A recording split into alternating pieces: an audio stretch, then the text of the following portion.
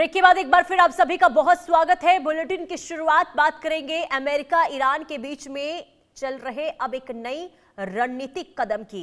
देखिए, खाड़ी के नीले पानी में जारी आर्थिक और सैन्य महायुद्ध के बीच ईरान ने अमेरिकी राष्ट्रपति डोनाल्ड ट्रंप को अब तक का सबसे बड़ा और करारा झटका दे दिया है। दरअसल दुनिया की सबसे महत्वपूर्ण और संवेदनशील तेल मार्ग यानी स्ट्रेट ऑफ हॉर्मुज पर ट्रंप द्वारा न्यू यूएस टेरिटरी और अमेरिकी नौसैनिक नियंत्रण का दावा थोपने की तमाम कोशिशों के बावजूद वॉशिंगटन की एक ना चली और ईरानी संसद ने हॉर्मुज जलजमरू मध्य से गुजरने वाले तमाम विदेशी नागरिक जहाजों और तेल टैंकरों से भारी भरकम टोल टैक्स यानी कि पारगमन शुल्क वसूलने के प्रस्ताव पर अंतिम कानूनी मुहर लगा दी है। लेकिन इस पूरी कहानी में सबसे चौंकाने वाला मोड़ यह है कि ईरान ने इस टैक्स भुगतान के लिए अमेरिकी डॉलर को सीधे तौर पर खारिज कर दिया है। यानी तेहरान ने सख्त फरमान सुनाया है कि इस शुल्क का भुगतान केवल ईरानी रियाल या फिर उसकी पसंदीदा दूसरी मुद्रा में ही स्वीकार किया जाएगा। अमेरिकी वित्त मंत्रालय की ओर से ईरान को अलग थलग करने और उसकी अर्थव्यवस्था की रीढ़ तोड़ने और उस पर अब तक की सबसे कठोर पाबंदियां थोपने के दावों की हवा निकलते हुए तेहरान ने इस संकीर्ण जलमार्ग पर अपनी संप्रभुता का परचम लहरा दिया है और अपना खुद का समुद्री टोल प्लाजा तंत्र मजबूती से लागू कर दिया है। इधर वॉशिंगटन की नौसैनिक धौंस, आर्थिक पाबंदियां और सीधी चेतावनियों को दरकिनार करते हुए ईरान का यह फैसला केवल एक नया टैक्स वसूलना भर नहीं है, बल्कि ये अंतर्राष्ट्रीय बाजार में अमेरिकी डॉलर के वर्षों पुराने एकाधिकार साख पर करारी चोट भी मानी जा रही है। अब ईरान के इस साहसिक कदम ने खाड़ी के पूरे समुद्री व्यापार मार्ग पर अनिश्चितता का माहौल पैदा कर दिया है और दूसरी तरफ अमेरिकी राष्ट्रपति डोनाल्ड ट्रंप की तमाम धमकियां और नौसैनिक नाकेबंदी की रणनीतियां तेहरान के इस कड़े रुख के आगे पूरी तरह बेअसर और नाकाम साबित हो रही है। हालांकि वैश्विक तेल आपूर्ति का 20% हिस्सा इसी रास्ते से होकर गुजरता है। अब ऐसे में रियाल में टोल वसूली का ये फरमान आने वाले दिनों में ईंधन की कीमतों और समुद्री सुरक्षा के लिए भारी खतरा बनने वाला है। हमारे साथ विदेश मामलों की जानकार रवि अरोड़ा जी जुड़ चुके हैं। बहुत स्वागत है आपका इंडिया न्यूज पर रवि जी। ये जो नई चाल चली गई है ईरान की ओर से, क्या वाकई में इससे मनोबल टूटेगा क्या डोनाल्ड ट्रंप का? जी पुनीता जी, मुझे लगता है जिस प्रकार से अमेरिका बार बार चैलेंज कर रहा था, जिस प्रकार से बड़े बड़े दावे कर रहा था और लगातार देखिए ईरान और अमेरिका की युद्ध के बाद से ही डोनाल्ड ट्रंप लगातार बड़े बड़े दावे करते रहे। हमेशा हमने देखा कि उन सभी दावों से कहीं ना कहीं उन दावों का कोई सिर आधार नहीं था। लेकिन आज एक जिस प्रकार से उन्होंने दावा किया था कि उन्होंने पूरे जो है स्ट्रेट ऑफ हॉर्मुज पर पूरी तरह से कंट्रोल कर लिया है, उनके नौसैनिक अड्डे बना दिए गए हैं और वहां पर जो जाने वाले हर जहाज को अब जो है समुद्री पर पूरी तरह से अमेरिका ने कब्जा कर लिया। तो मैं समझता हूँ उसको पूरी तरह से सिरे से खारिज करते हुए जिस प्रकार से वहां ईरान की संसद में यह बिल पास होना, मैं एक बहुत बड़ा ये समझता हूँ कि बहुत ही एक अमेरिका के सामने बड़ा चैलेंज खड़ा करके रख दिया ईरान ने। जिस प्रकार से आपको याद होगा ईरान ने किस प्रकार से अर्थव्यवस्था को पूरी तरह से खत्म करने का काम अमेरिका ने किया, वहां पे पूरी तरह से हालात बदतर कर चुका है। लेकिन अगर ऐसा होता है तो ईरान ने यह बहुत ही सचमुच में एक मैसेज देने वाला काम किया है कि अमेरिका का डर अब उसके मन से खत्म हो चुका है और वो जंग में चाहे कितनी भी लंबी जंग चले पर वो लड़ने को तैयार है। मतलब साफ है, इस बिल को पारित करके उसने दिखा दिया दुनिया के सामने कि वो अभी भी हारा नहीं है, उसके हौसले पस्त नहीं हुए हैं, वो लगातार जंग उसकी जारी है और स्टेट ऑफ हॉर्मुज पर कब्जा करके, स्टेट ऑफ हॉर्मुज पर टोल टैक्स नाकाबंदी करके कहीं ना कहीं ईरान अपनी अर्थव्यवस्था को दुरुस्त करने का काम शुरू कर चुका है। लेकिन सच्चाई यह भी है कि ये दुनिया का तीसरा ऐसा बड़ा रास्ता है जिससे दुनिया की 20% आवाजाही होती है और खासकर व्यापारिक दृष्टि से देखें, अकेले चीन ने पिछले 2025 में करीब 80% ईरानी तेल खरीदा था और इससे इन महाशक्तियों को भी भारी नुकसान होने वाला है। और लेकिन अब जिस प्रकार से अगर अमेरिका जिस प्रकार से अब बिल पास किया गया है और लगातार अमेरिका दावे कर रहा है, ऐसे में आने वाले समय में लग रहा था कि चीन और अमेरिका आमने सामने आ जाएंगे, पर हमें चीन सामने नहीं आ रहा, क्योंकि कोई जब दो मुल्कों में युद्ध होता है तो कहीं ना कहीं पीछे कई मुल्क सहारा देते हैं। तो ऐसे में ईरान के पीछे भी, चाहे कोई चीन की बात करें चाहे रूस की बात करें, स्पष्ट रूप से साथ नहीं आ रहे हैं, लेकिन पीछे से पूरा समर्थन इन देशों का ईरान को मिला हुआ है। शायद यही कारण है कि ईरान इतने बड़े बड़े फैसले ले रहा है और पूरी तरह से अमेरिका को चैलेंज कर रहा है। मैं समझता हूँ यह बहुत चौंकाने वाली बात है और डोनाल्ड ट्रंप की किरकिरी पहले से ज्यादा हो चुकी है। यह करके कहीं ना कहीं डोनाल्ड ट्रंप अब बैकफुट पर दिखाई देंगे, लेकिन सच्चाई यह भी है कि डोनाल्ड ट्रंप जितना बोलते हैं उतनी ही जल्दी उन शब्दों को वापस भी ले लेते हैं। लेकिन सच्चाई यह भी है कि जिस प्रकार के वो दावे करते हैं, अब दुनिया का उनका भरोसा नहीं रहा, क्योंकि लेकिन रवि जी जरा एक चीज यहाँ पर समझाइए, क्योंकि अमेरिका पर आर्थिक चोट पहुंचाने अमेरिका ने आर्थिक चोट ईरान को पहुंचाने के लिए इकोनॉमिक डी डे जिसका ऐलान किया था, और इसके आगे भी अगर ईरान नहीं झुका है तो इससे क्या समझा जाए कि हर चाल में फंसते हुए खुद डोनाल्ड ट्रंप नजर आ रहे हैं। और दूसरा ये भी समझाइएगा कि अगर स्ट्रेट ऑफ हॉर्मुज से गुजरने वाले सभी जहाजों पर ईरान टैक्स वसूली करेगा तो अंतरराष्ट्रीय बाजारों पर इसका किस हद तक असर पड़ता हुआ दिखाई दे रहा है?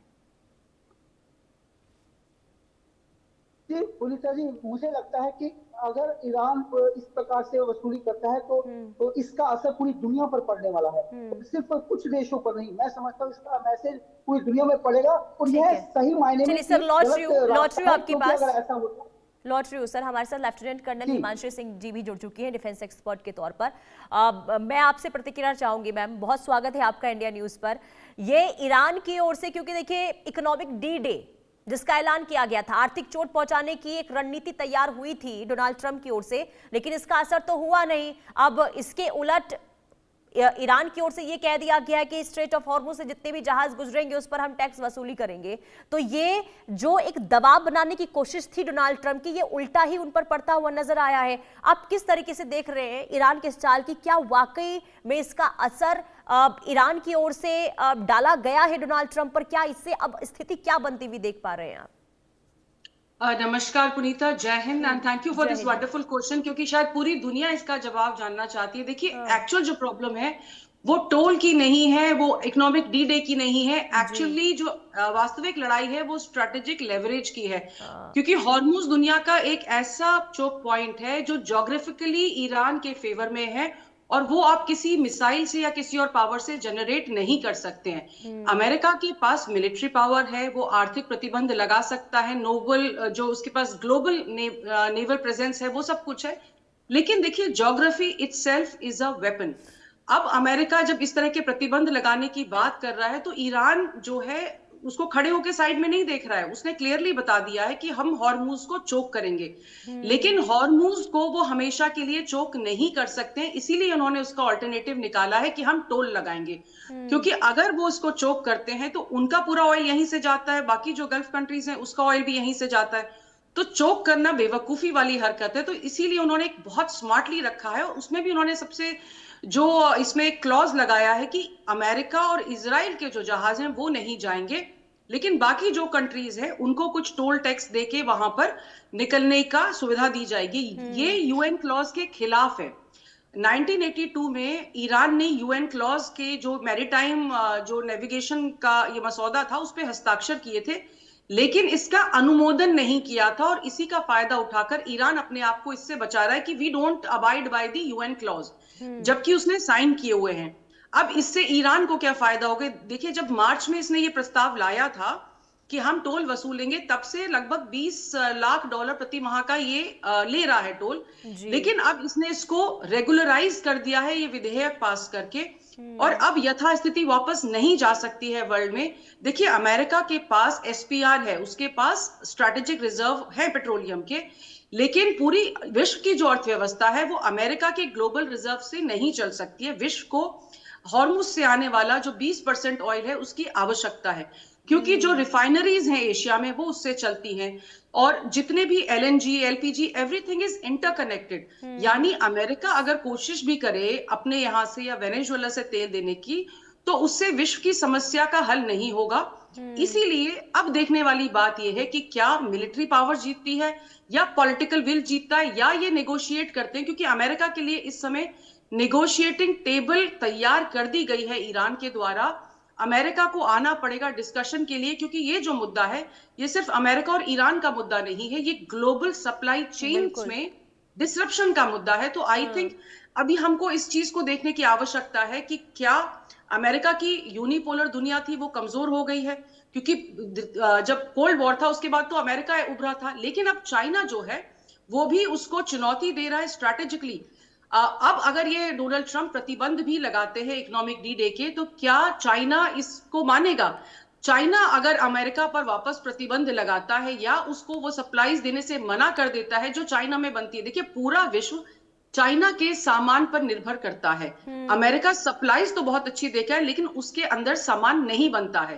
और ये जब इन्होंने एक फ्रैंकेनस्टीन जो क्रिएट किया है चाइना नाम का, वो अपनी पावर को समझता है। दूसरा, रशिया चट्टान की तरह ईरान के पीछे खड़ा है, कैस्पियन सागर से उसके साथ व्यापार चल रहा है।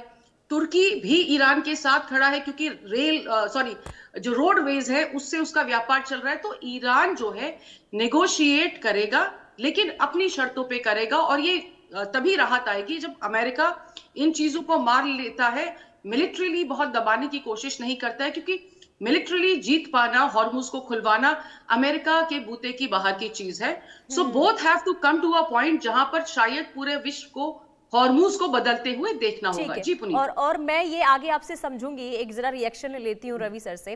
ये बताइएगा मैम कि आगे क्या वाकई में ऐसी संभावना बन रही है कि कूटनीतिक तौर पर दोनों आमने सामने बैठेंगे? लेकिन उससे पहले रवि सर जरा आप ये समझाइए, क्योंकि अगर स्ट्रेट ऑफ हॉर्मुज बंद होना, यानी कि पूरी दुनिया, जैसे कि हिमांशु मैम बता रही थी कि पूरी दुनिया इसकी चपेट में आएगी, लेकिन मैं सिर्फ भारत के लिहाज से आपसे समझना चाहूंगी, स्ट्रेट ऑफ हॉर्मुज में जहाजों से टैक्स वसूली हो रही है, तो भारत पर आप किस तरीके से असर देख रहे हैं इसका? जी पुनीता जी, यह स्पष्ट है कि इसका असर अगर दुनिया पर पड़ेगा तो भारत पर भी पड़ना चाहिए। यह अच्छा है कि भारत के ईरान से अच्छे रिश्ते रहे हैं, और खासकर IRGC ने एक बात स्पष्ट कर दिया है कि हम US डॉलर में टैक्स नहीं वसूलेंगे। यह अपने आप में बहुत बड़ा ना सिर्फ अमेरिका के लिए चैलेंज है, बल्कि कई देशों के लिए यह अच्छी खबर भी है, क्योंकि आने वाले टाइम में जिस प्रकार से आपको बता दूं, इसके पीछे यह तय है कि कहीं ना कहीं ईरान और रूस का बहुत बड़ा रोल है। तभी ईरान ने जो शर्तें रखी हैं, जो बातें उन्होंने कही हैं, उसके पीछे यह सब दिख रहा है। लेकिन भारत से क्योंकि दोस्ताना रिश्ते हैं, और लगातार उन्होंने कई बार ईरान सरकार दावे भी कर चुकी है कि भारतीय जहाजों को घबराने की जरूरत नहीं है, जबकि हमें एक बार को अमेरिका से खतरा हो सकता है। लेकिन सच्चाई यह है, ईरान से हमारे रिश्ते अच्छे होने की वजह से हमें वहां से छूट मिल सकती है। लेकिन अभी कुछ कहना जल्दबाजी होगा, क्योंकि अभी तक कोई ऐसा बयान ईरान सरकार की तरफ से अभी लेटेस्ट में नहीं आया है। लेकिन इंतजार रहेगा, क्योंकि वेट एंड वॉच की स्थिति में भारत सरकार भी लगातार संबंध हमेशा से बनाकर रखने में विश्वास रखती है, और खासकर सबका साथ सबका विकास की भारत सरकार बात करती रही है, हमेशा बातचीत में विश्वास रखती रही है। तो ऐसे में मुझे नहीं लगता भारत के लिए ज्यादा घबराने की जरूरत है। और लेकिन सच्चाई यह है कि जब दुनिया पर किसी चीज का असर होता है तो उसका असर भारत पर भी पड़ना तय है, क्योंकि हो सकता है हमें छूट मिल भी जाए, हो सकता है छूट आगे मिले, लेकिन यह तय है कि अगर छूट मिलती भी है तो कहीं ना कहीं अमेरिका जिस प्रकार से लगातार टैरिफ की बात करता है, किसी न किसी प्रकार से दबाव बनाने की कोशिश करता है कि ईरान के जरिए या किसी ऐसे मुल्क के जरिए कि ईरान को मदद न मिले, ईरान की हेल्प ना हो पाए।